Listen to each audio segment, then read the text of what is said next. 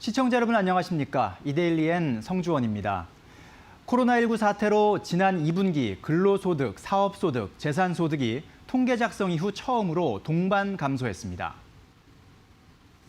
통계청이 발표한 2분기 가계동향 조사 결과에 따르면 소득 중 가장 비중이 큰 근로소득은 월 평균 322만 원으로 작년 동기보다 5.3% 줄었습니다. 2분기 취업자 수가 1년 전보다 40만 7천 명 감소해 근로자 가구 비중 자체가 줄어든 영향입니다.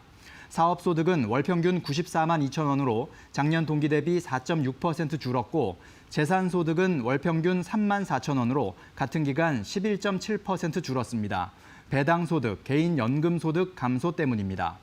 반면 정부가 전 국민에게 지급한 긴급재난지원금 등 공적 이전 소득을 포함한 이전 소득은 작년 동기 대비 80.8% 늘어났습니다.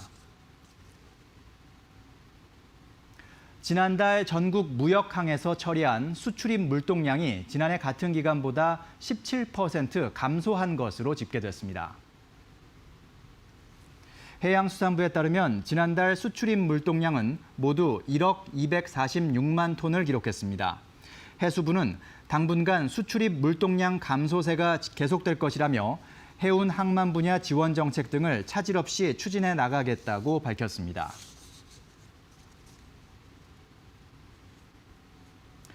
금융당국은 해외 주식뿐만 아니라 국내 주식도 주식 수가 아닌 금액 단위로 매매할 수 있는 방안을 마련하기로 했습니다.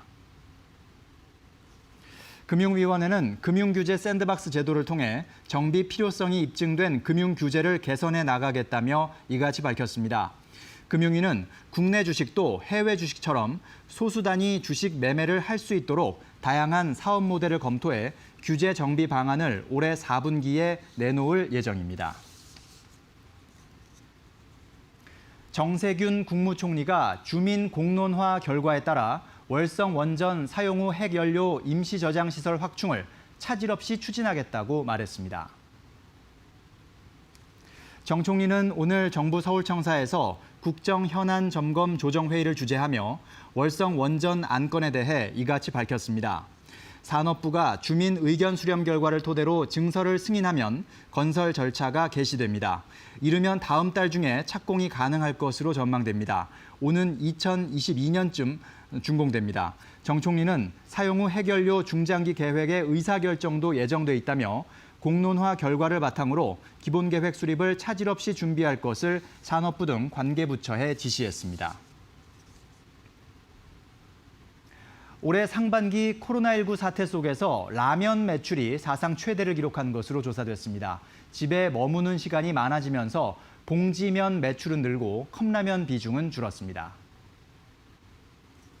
닐슨 코리아 자료에 따르면 올해 상반기 국내 라면 시장은 작년 동기 대비 7.2% 성장한 1조 1,300억 원을 기록했습니다. 이는 반기 실적으로는 사상 최대입니다.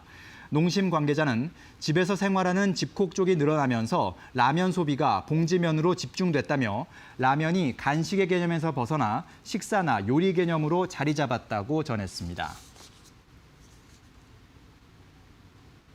식품의약품안전처는 GC 녹십자의 코로나19 혈장 치료제 임상 2상 시험 계획을 승인했다고 밝혔습니다.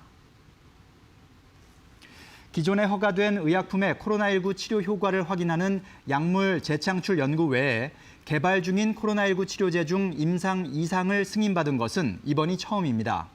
이로써 현재 국내 코로나19 관련 치료제 및 백신 임상 시험은 총 16건이 됐습니다. 지금까지 이데일리엔 성주원이었습니다. 이어서 간추린 소식 전해드립니다.